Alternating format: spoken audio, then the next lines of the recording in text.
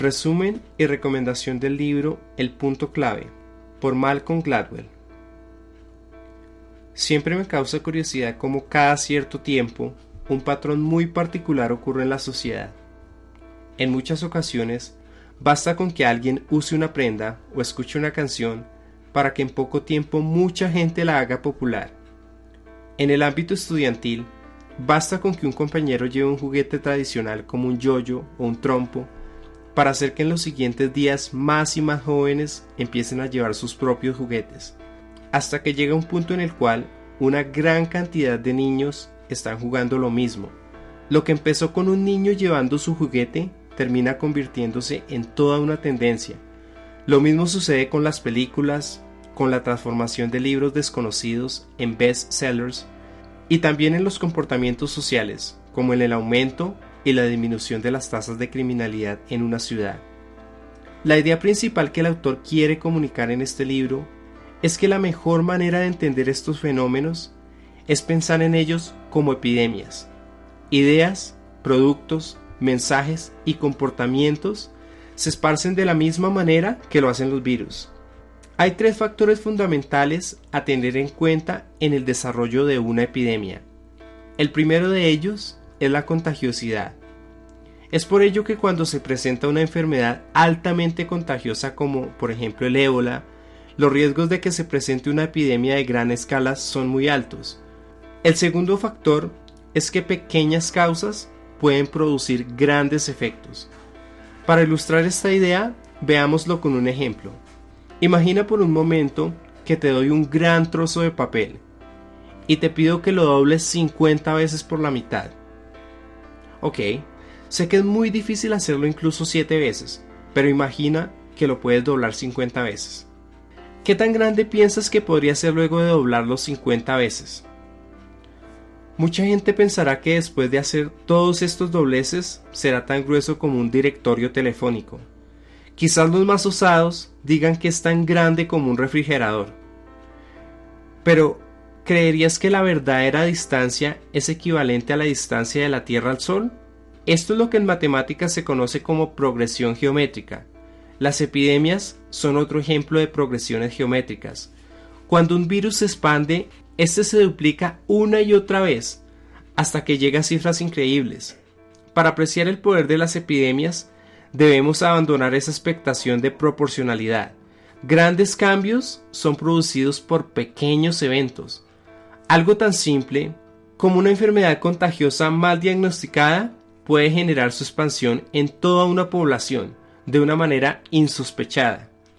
Y el último factor que tenemos es que el desarrollo de una epidemia no sucede de manera gradual, sino que es de un momento para otro.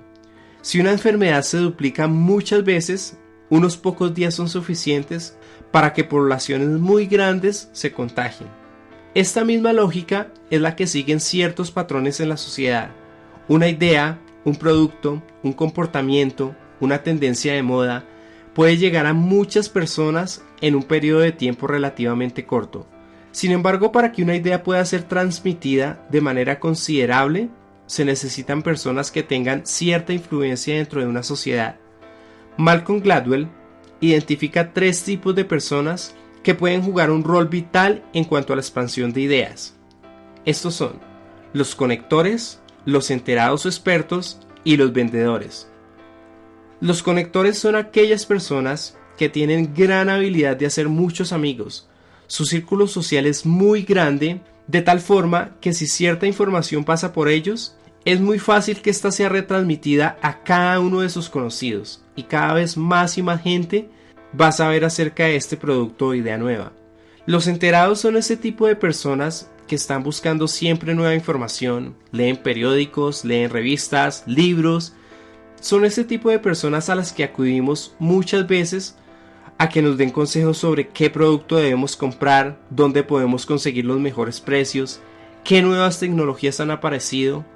Es claro que si un producto o idea interesante llega a ellos, la podrán transmitir a la hora de brindar asesoría a las demás personas. Y por último, tenemos los vendedores, que son ese tipo de personas que a través de su actitud pueden persuadir a las demás personas a realizar algo. Por lo general su círculo de influencia también es bastante amplio, como para generar el principio de una tendencia. Esto es lo que se denomina el principio de los pocos. Una epidemia social no se propaga por sí misma. Es gracias a este tipo de personas que es posible llegar a mucha gente. Pero para transmitir una idea no basta solamente con tener un personaje de influencia como los que vimos anteriormente. La idea o producto en sí debe tener otra característica, y es lo que Malcolm Gladwell denomina adherencia. No basta con tener influencia de las personas para que la idea, producto o comportamiento se vuelva tendencia. Esta debe tener algo que enganche. Lo podemos ver en algunas canciones que no nos podemos sacar de la cabeza, en libros y también películas que enganchan al espectador. También en comerciales que sobresalen mucho más de los otros. En la Universidad de Yale se realizó un estudio en el que se pretendía convencer a los estudiantes a colocarse la inyección antitetánica. Para ello se repartieron dos distintas clases de folletos acerca de la información y los peligros del tétano. El primero de ellos contenía imágenes informativas e incluso perturbadoras acerca del tétano. El segundo únicamente contenía información escrita. Sin embargo, para sorpresa de todos, ambos folletos produjeron el mismo resultado. Solo el 3% de los estudiantes se había hecho vacunar. Al siguiente año se realizó el mismo experimento, pero en los folletos se incluyó el mapa del campus universitario y la ubicación del centro de salud resaltado en dicho mapa. Ese pequeño cambio logró un incremento sustancial con respecto al anterior experimento, ya que el 28% de los estudiantes que habían recibido la información se habían hecho colocar la vacuna. La conclusión aquí es que hay diferentes maneras de colocar un mensaje, que bajo ciertas circunstancias puede tener mayor adherencia y recordación. Si yo en vez de presentar este resumen de esta manera, lo pusiera como un escrito en una página web, de seguro no tendría el mismo efecto, incluso si tuviese la misma información.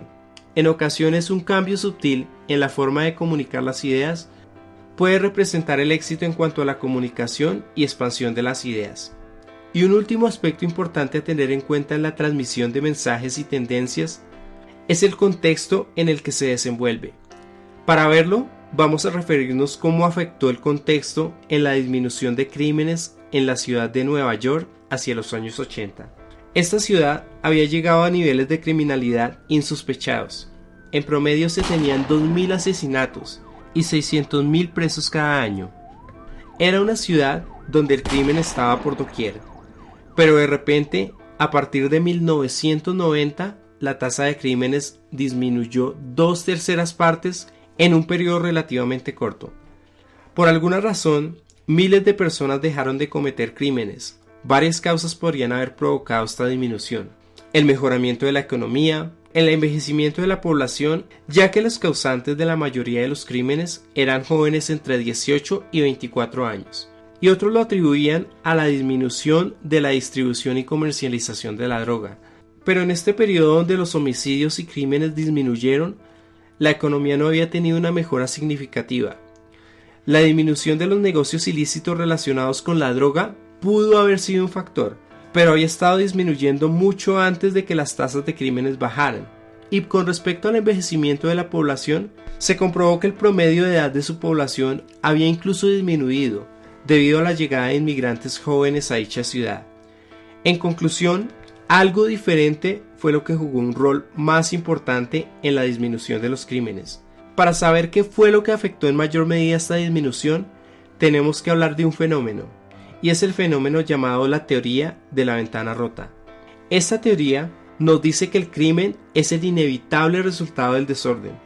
Si una ventana se rompe en una casa y no se repara, los transeúntes que caminan por el lugar concluyen que nadie está a cargo, y si la casa está deshabitada, los mismos delincuentes empezarán a romper otras ventanas, y la sensación de anarquía e inseguridad se expandirá por todo el vecindario aledaño. En una ciudad, pequeños problemas como grafitis, desorden público, son equivalentes a la teoría de la ventana rota. Son invitaciones a más serios crímenes. La administración de Nueva York, en un momento donde los crímenes y asesinatos estaban a niveles máximos, decidió empezar a limpiar tanto su espacio público como los grafitis del tren subterráneo de Nueva York. Estar en un ambiente más limpio y penalizar crímenes menores, como evadir el pago del pasaje del tren subterráneo, pudo disminuir los índices de criminalidad más de lo que se podría pensar. Lo más interesante fue que muchas de las personas capturadas por delitos menores tenían antecedentes delictivos más serios, lo que también fue un factor determinante en la reducción de crímenes. Como vemos, el contexto puede jugar un papel fundamental en el comportamiento de los habitantes de una ciudad. El contexto también es un factor determinante para que una idea logre llegar a muchas personas en poco tiempo. Son muchos factores externos que pueden llegar a influir: la economía, las condiciones sociales, la tecnología. La conclusión aquí es que para que un producto o idea llegue a popularizarse, debe responder a las necesidades o expectativas presentes en un entorno dado. Para recapitular, tenemos que las ideas, productos, mensajes y comportamientos se pueden esparcir de la misma manera que lo hacen los virus, pero para ello es necesario la influencia de ciertas personas, que pueden ser los conectores, los enterados o los vendedores. La idea o mensaje, a su vez, debe tener la capacidad de quedar en la mente de las personas, que es a lo que llamamos adherencia, y su transmisión efectiva depende del contexto en el que se desenvuelva. De esta manera, doy por concluido el resumen con las mejores ideas de este libro. Si te gustó este video, dale me gusta, compártelo en tus redes sociales y suscríbete a mi canal para ver más resúmenes animados como este. Hasta el próximo video, amigos. Adiós.